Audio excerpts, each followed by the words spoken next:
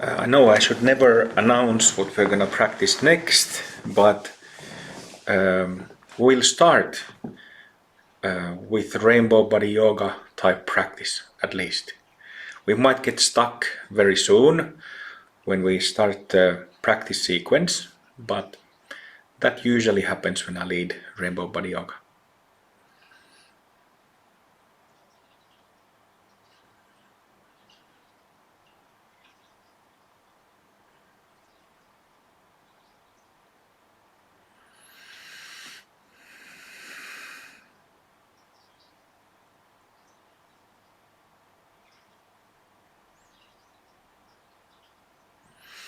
Starting from the start, putting posture in order.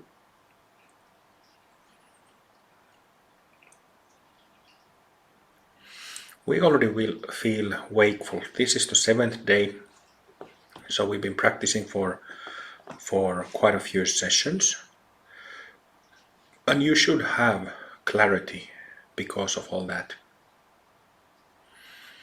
And because of that clarity, you can also approach the present current experience, your mental state, emotional state, in a very open way.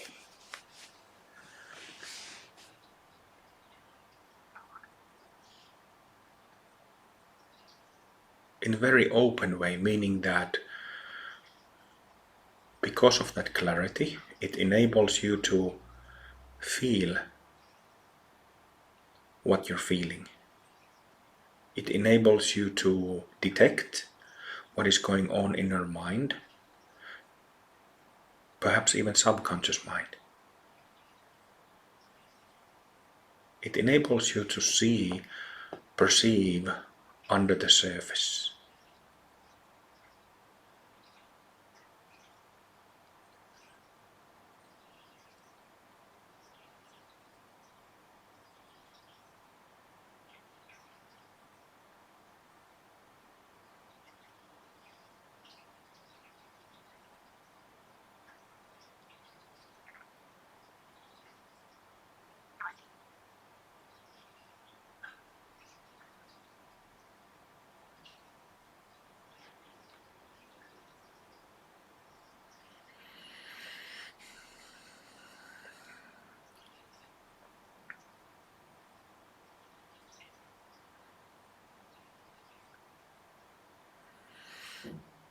On this retreat, I haven't spoken much about Vipassana, but I do speak about it a lot on retreats in general.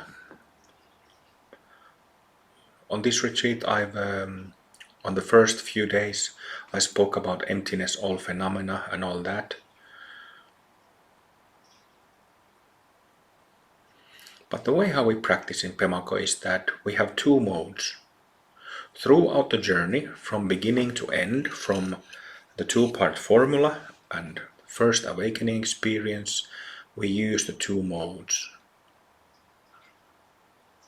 We have a number of practices, such as dynamic concentration, to separate all the samsaric flavors, samsaric stuff from the basic state. So this is very valuable, because then we can really experience mind without sense of me. So that is the selfless mode.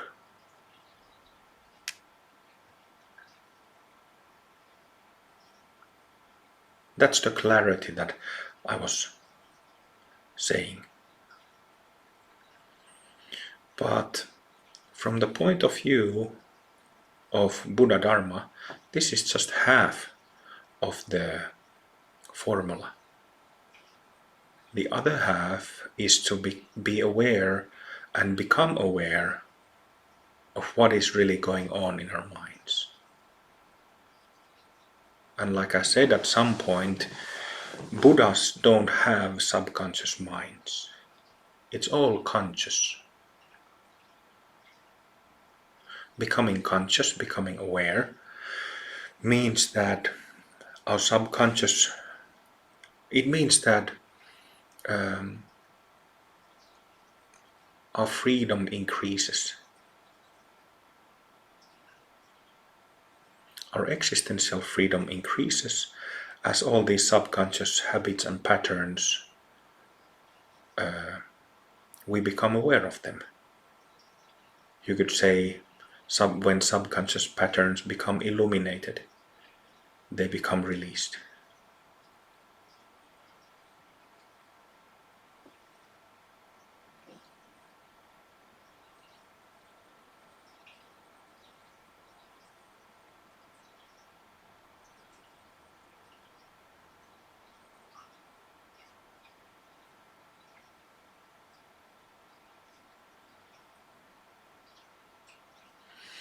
So for the first couple of days of this retreat we spent on bodhicitta, and I received several nice messages about how special it felt and how important it felt. Thank you for those notes.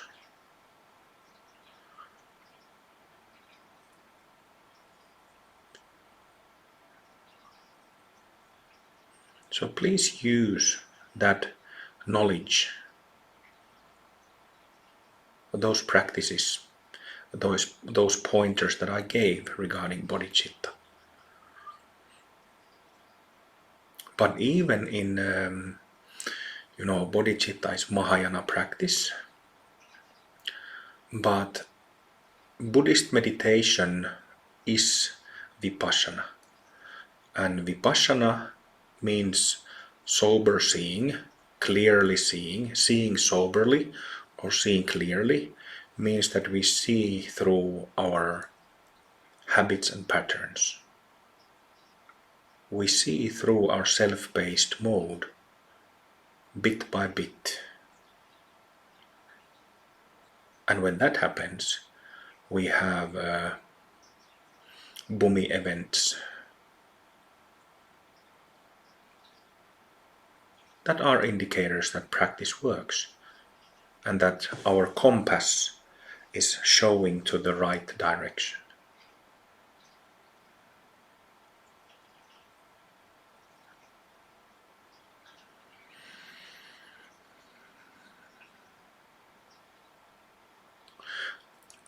On the first day, I couldn't join the first evening, but when I gave the intro talk on the first day, first full day, I spoke about living in difficult mind. I could say, like it's often said, that living in hell. Living in samsara, being aware and becoming aware of our own internal samsara, that is the practice. There is no other practice except that. Poetically, lotus blooms in the midst of fire.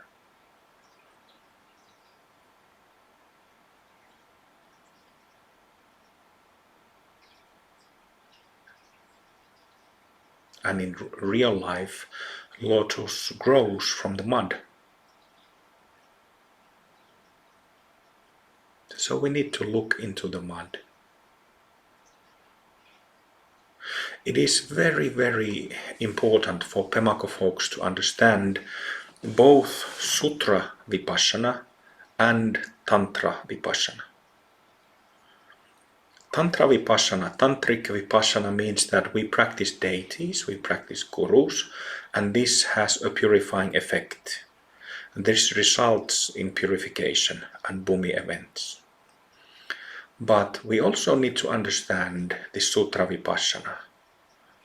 Especially, there is no way avoiding dark nights or rough patches in yoga practice where you have a period when you have like a emotional junk, strong emotions that are difficult to handle coming up to the mind, coming up to the surface.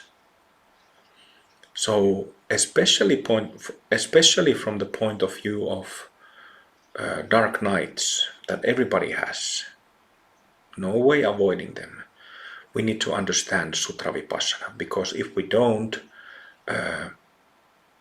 dark nights will unnecessarily, the duration of them will be longer.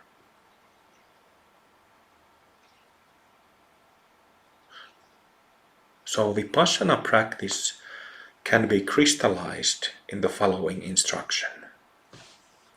Be aware of anything and everything that arises in your mind.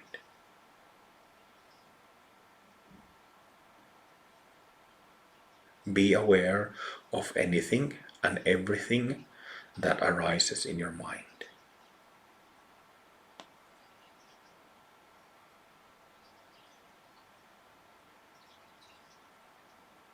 Two modes, not only the first one, not only the second one, but the two modes together, selfless and self-based.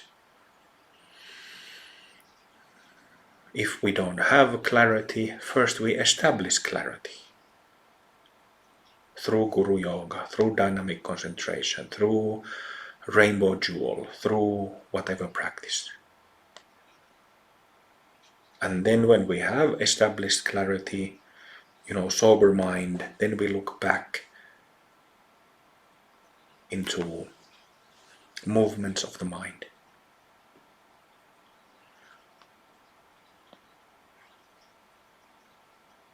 Again and again and again.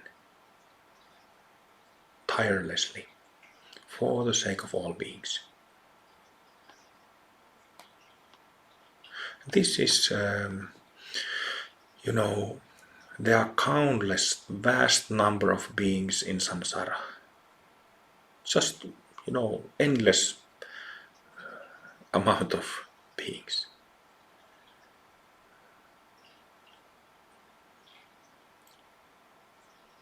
And in samsara, everybody suffers of this sense of self.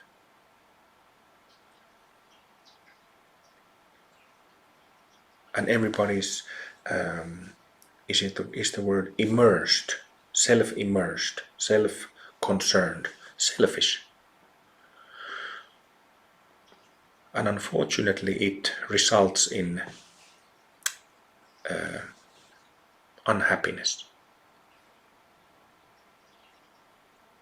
Breaks people's hearts. And they don't even know it.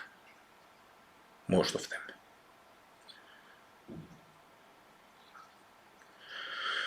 So what we're doing here with our everyday practice, it's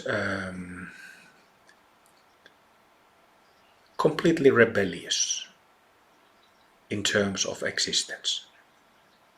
Because bodhisattvas do exactly the opposite that samsaric beings does. Samsaric beings, in Finnish we have a proverb that where you stare at your own navel. You're so self-absorbed, self-immersed that you just stare in your own navel. Right? But bodhisattvas do the opposite. Stretch open and open up.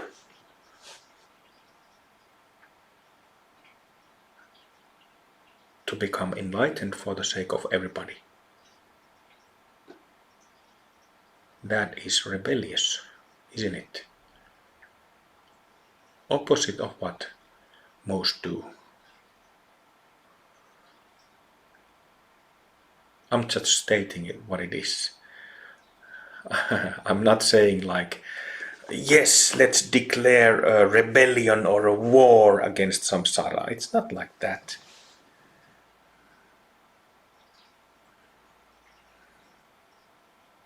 Actually, I remember on my first retreat, when I started practicing Zen back in the day, there were moments when I was sitting there in the meditation room and there were people around me and doing a lot of sitting. I was a romantic idiot basically, sitting there and this kind of feeling that this is something special, this is like a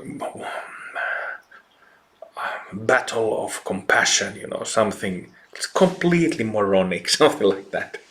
I remember I had those moments.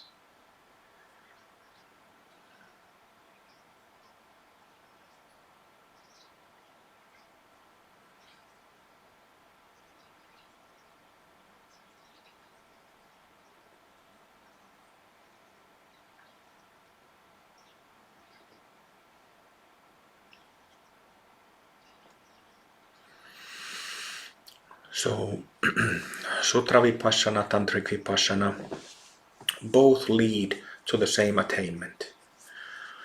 And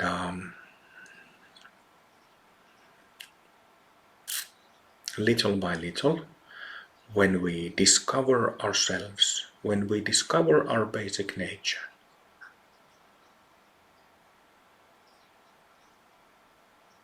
where basic awareness, being effortlessly aware, and things of the mind phenomena, those are not two different things.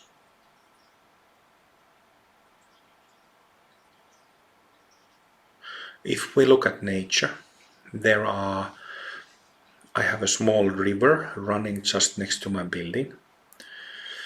So there are rivers and lakes and trees and bushes and stones and grass and all these things in nature. And all those things are nature together. Same way. Eventually, as you practice Vipassana, you realize that it is phrased that samsara is nirvana. That mind that causes existential issues and problems is actually the mind of liberation. That's what one taste or same taste, it was mentioned earlier on this retreat, means. It is simply a advanced stage of emptiness meditation, Buddhist meditation. You realize that the thoughts and emotions are not enemies, that they are not the problem. The problem is the sense of self. So the problem isn't that there are thoughts and emotions and reactions happening in our psyche, in our mind. The problem was all along that there was a self, me, in the picture as a belief. That there was a belief in self, I, me.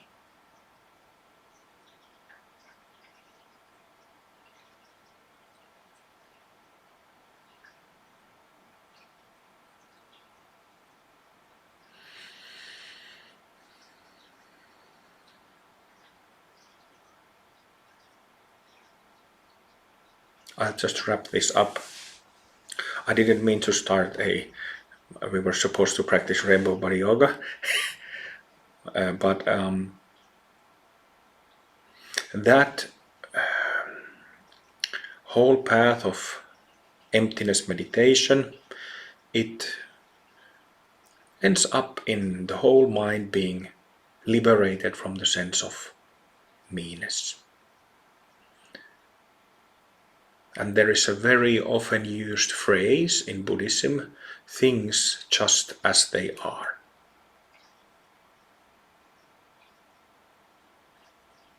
Things just as they are.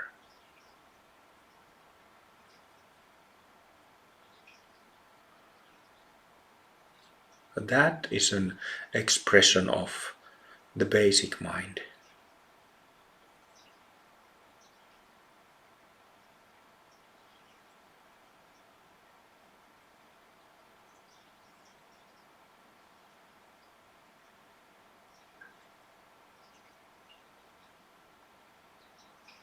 Basic mind that is awake, and where all the mental things, mind phenomena, they arise, stay, and go in clarity. They arise empty, stay empty, and go disappear empty, without self, without sense of meanness, without that, again, that I've extensively described this sense of meanness, how it feels, how it creates contraction, how it creates reactions in the body, affects health, affects blood pressure.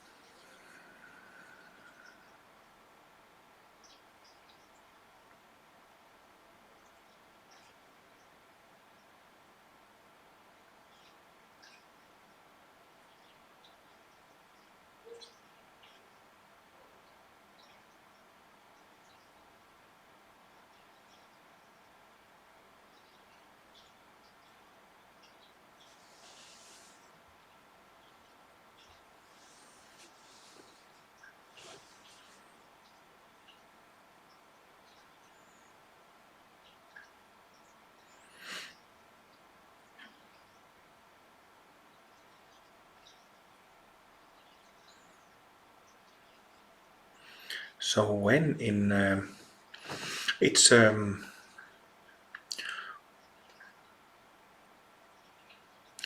demanding journey to go through the whole path of emptiness meditation. It's definitely a demanding journey. At the same time, when we try to, if we are dedicated, devoted practitioners of Buddha Dharma,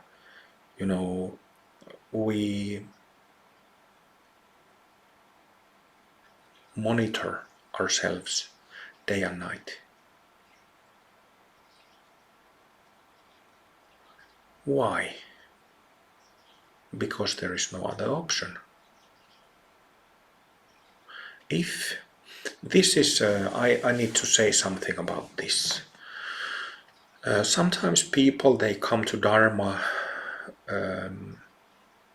very early, when their hunger or need for the Dharma hasn't yet, hunger that hasn't become enough. So I'm not saying that it's good or bad, I'm just saying how some people come to Dharma. So Dharma is medicine. It heals our basic problems, that of existence, and it has the power to heal. But I've noticed that people who aren't ready to, sometimes Dharma practice becomes a struggle. Sometimes we have those dark nights and it literally feels like we are burning in the fires of hell, burning in the fires of suffering and pain. So if you come to Dharma too early, you're not ready for it. You're not ready, you haven't yet made the discovery that there is no other way out of confusion than facing it, meeting it, being aware of it and accepting it. So some people, they because of not being ready, not having enough merit, so-called merit, they start fighting back and make it worse, actually.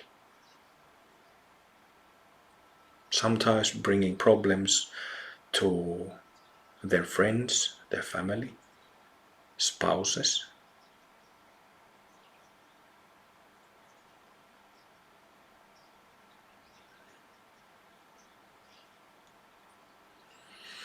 So, but if you have realized that there is no other way out of confusion than to become and remain aware of it, even then it is demanding.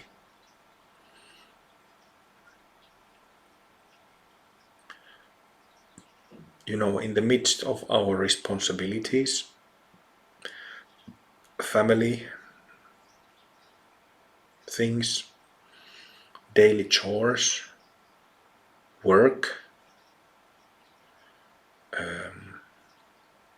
all these things, we keep meeting what is going on in our minds. And we not only keep meeting, but keep digging. Definitely keep digging.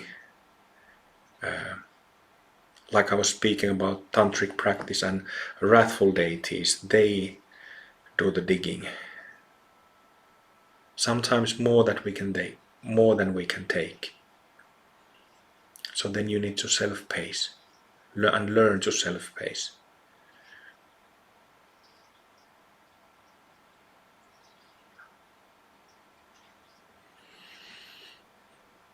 But there is no other solution. There is no pill. There is no injection.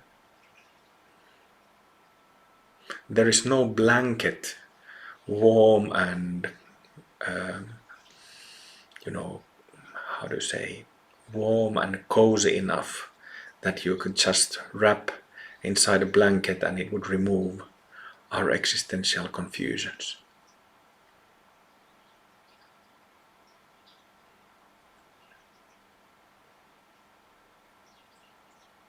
There is no, how do you say, like, there is no cakes, sweets or ice creams that would do that either. I'm sure many of us in life, we've tried all the options. Sex, drugs and rock and roll. And ice cream.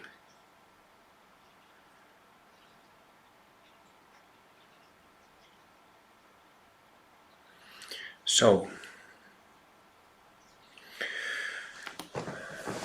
all genuine practitioners, they do something that is, to me, outstanding and exceptional, because so few in samsara are committed to doing it. That is amazing to me.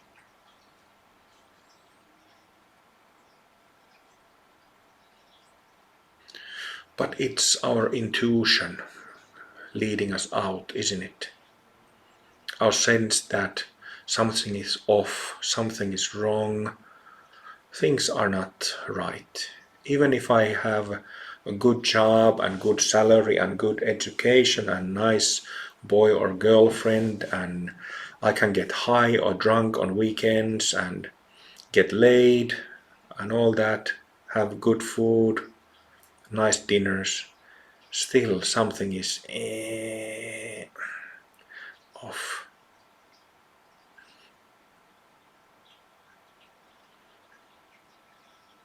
And for Dharma practitioner, that's the good thing. To notice and to keep noticing that there is that sense of self-based mode that is off, because it shows you exactly, when you know how to feel it, how to be aware of it, how to become aware of it, it shows you exactly where the problem is. So there it is, samsaric experience. It's a direct gateway to nirvanic experience.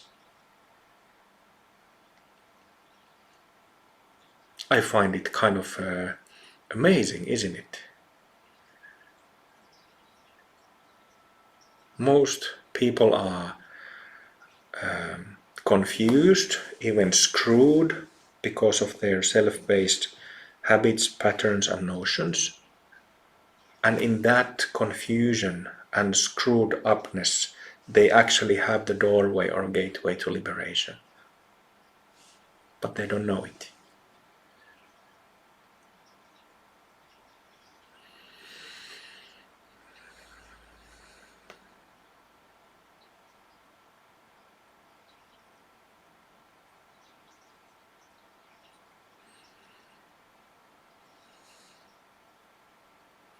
We are sitting here and enjoying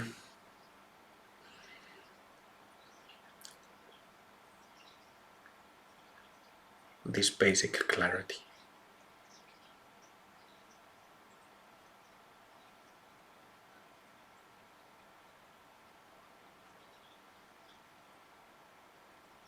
Enjoying our own nature, our own being, our own true identity, our true self.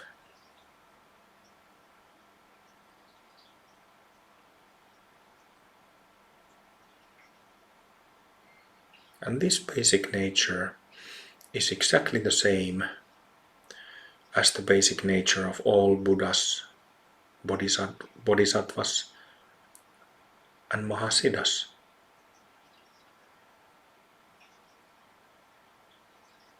Isn't that also amazing that, you know, there are others who have the same basic nature? There are others who have the same problem, discovered their basic nature in modern times during the past century, but also 1,000 years ago and 5,000 years ago. And even farther in history. Exactly the same problem, exactly the same solution.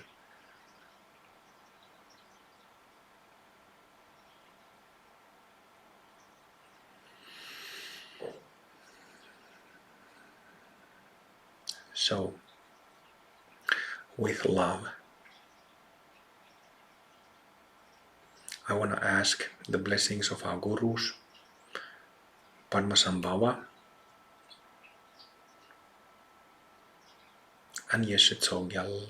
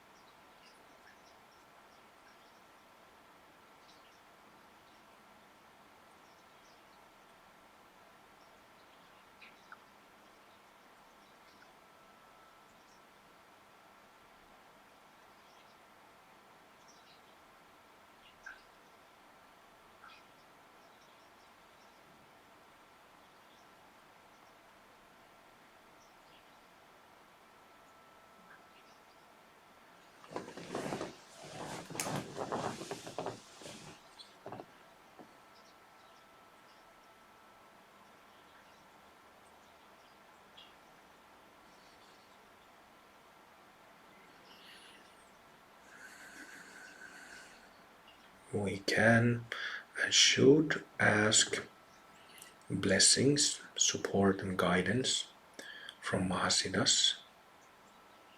But also we can ask, like I said, that we go digging in our Dharma practice.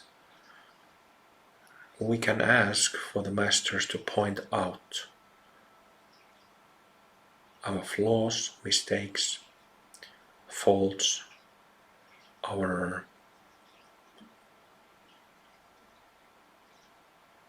blind spots.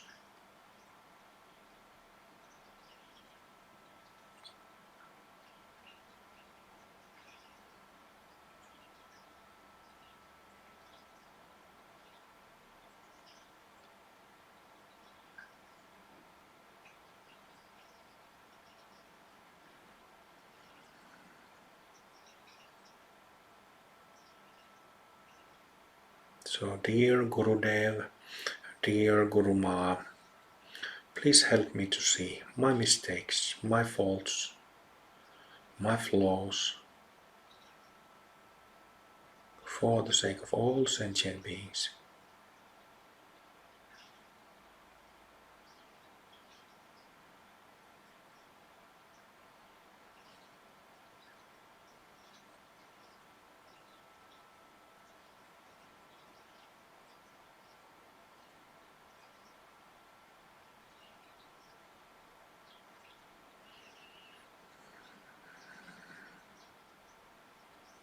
Making a request like that is a sign of having understood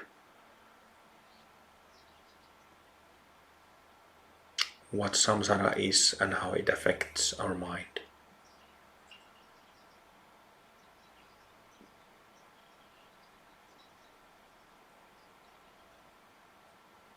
You're basically asking for trouble by making such request.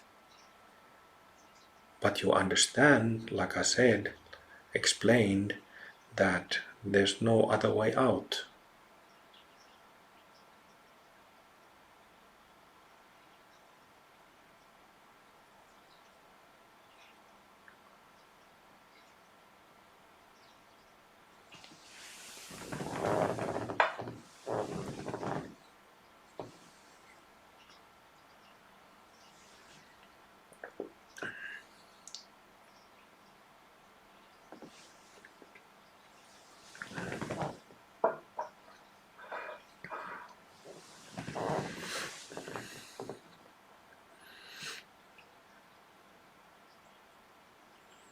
Spend a lot of time in the company of Mahasiddhas. Practice Guru Yoga a lot, as much as you can.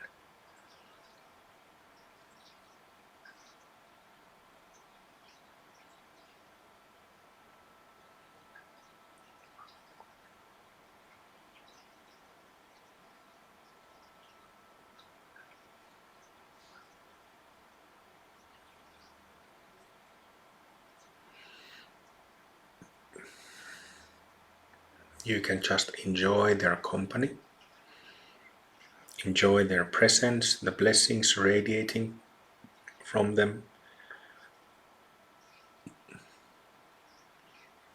You can express your gratitude and love, if you have it, towards them.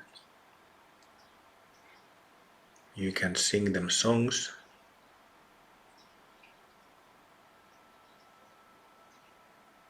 You can dance in front of them. You can dance with them. You can live your life. Go about your daily activities with them.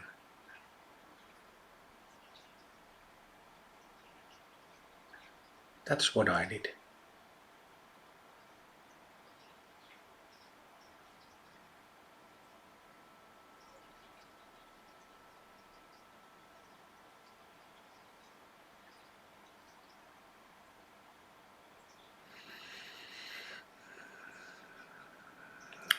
I would like to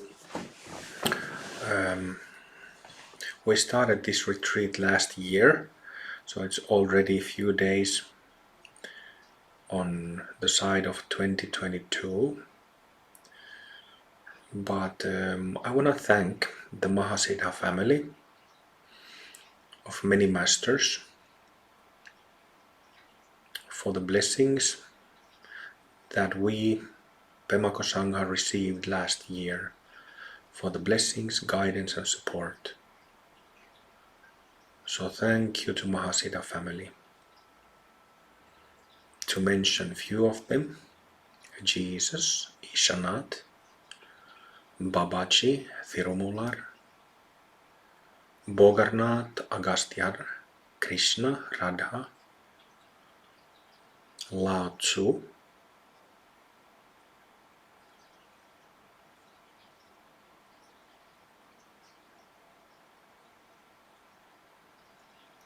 Dojam Limpa, Longchenpa, Gampopa, Milarepa,